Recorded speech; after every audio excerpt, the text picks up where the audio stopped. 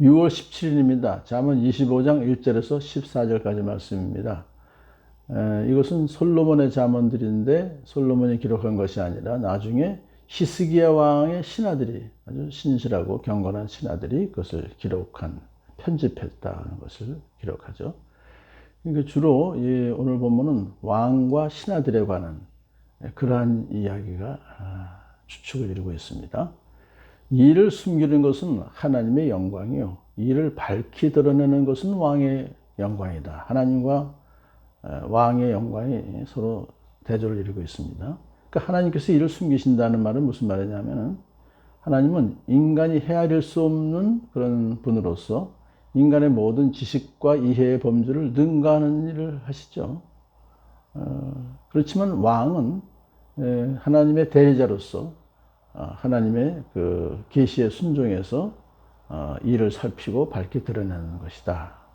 그것이 왕이 할 일이다 그겁니다. 그렇게 되면은 사람들은 왕이 헤아릴 수 없는 하나님의 지혜를 잘 따랐구나라고 하면서 왕을 칭찬하고 영광을 돌린다는 것입니다. 은에서 찌꺼기를 없애라. 그래야 은장색의 손에서 그릇이 되어 나온다. 왕 앞에서는 악한 사람을 없애라. 그래야 왕위가 공의 위에 굳게 선다. 그러니까 이제 은을, 순도가 높은 은을 만들려면 그 무가치한 금속들을 다 제거해내야 되는 거예요. 그러므로 마찬가지로 왕도 주변에서 악한 신하들을 제거해야만 왕위가 굳게 선다는 것을 말하고 있습니다. 이제부터 14절까지는 조정의 신하들을 위한 권면과 교훈들로 구성되어 있습니다. 왕 앞에서 스스로 높은 채 하지 말며 높은 사람의 자리에 끼어들지 말아라.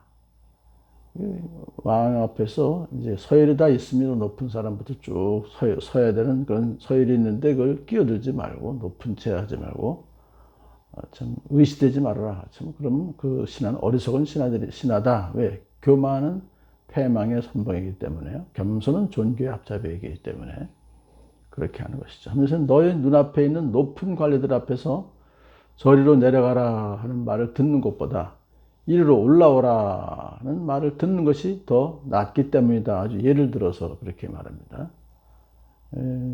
이것은 바로 예수님께서도 이미 한번 말씀하셨어요. 네가 초대를 받거든 가서 맨 끝자리에 앉아라.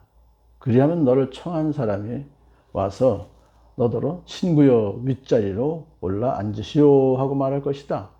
그때 너와 함께 앉은 모든 사람 앞에서 네가 영광을 얻게 될 것이다 하면서 누구든지 자기를 높이면 낮아질 것이요 자기를 낮추면 높아질 것이다 라고 겸손을 강조하셨습니다.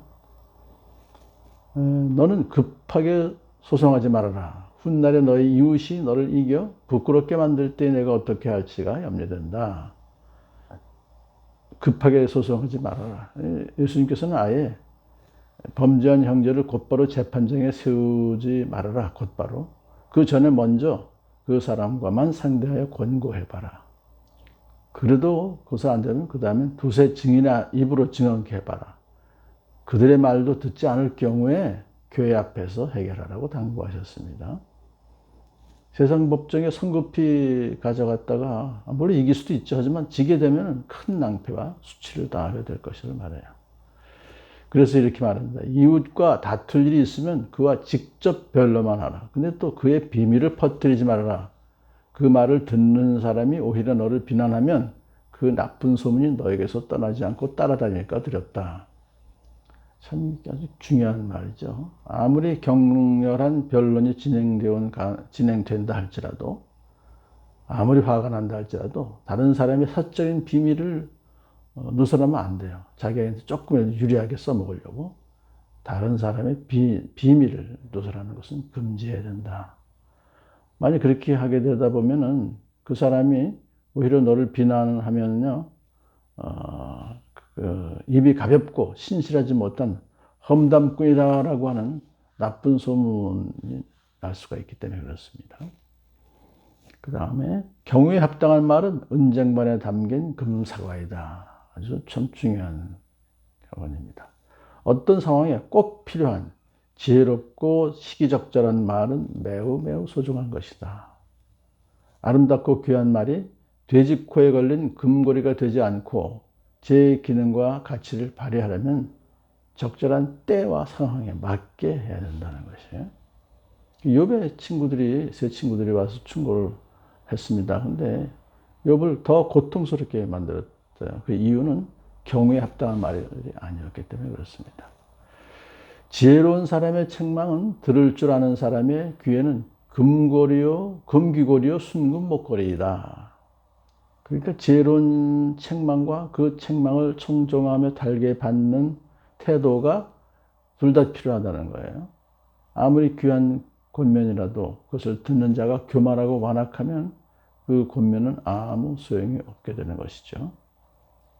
자, 여기서 주는 교훈은 바르게 알고 행동하기 원하는 자는 선의의 책망과 충고를 잘 받아들이고 존중합니다. 그러므로 참 제자는 스승의 책망에도 귀를 기울이는 것입니다. 믿음직한 신부름꾼은 그를 보낸 주인에게는 무더운 주숫대의 시원한 냉수 같아서 그 주인의 마음을 시원하게 해준다. 이 신부름꾼은 여기서 사자, 특사를 말합니다. 왕의 사신들 중에는 진실하고 충성된 자가 있는가 하면 악하고 거짓된 자도 있었죠. 그래서 사자는 보낸 주인의 말을 그대로 전해야 돼요. 중간에 뭐 다른 거 하면 안 되죠. 그러니까 진실하고 충성된 신부름꾼은 주인을 만족시켜 준다는 것입니다.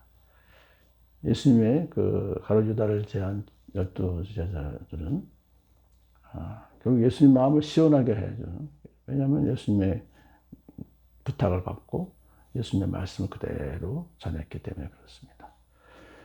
14절, 선물을 한다고 거짓말로 자랑을 퍼뜨리는 사람은 비를 내리지 못하는 구름과 바람 같다. 이제 믿음직한 신부꾼에 반대되는 사람인데, 그들은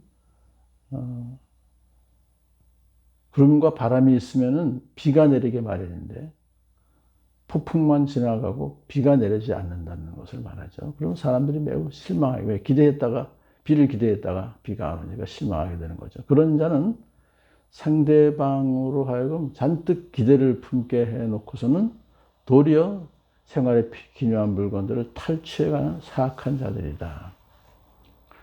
그러니까 거짓말로 자랑을 퍼뜨리는 사람은 믿음직한 신부름꾼과 정반대 사람이다. 어떤 사람이 되어야 될까요?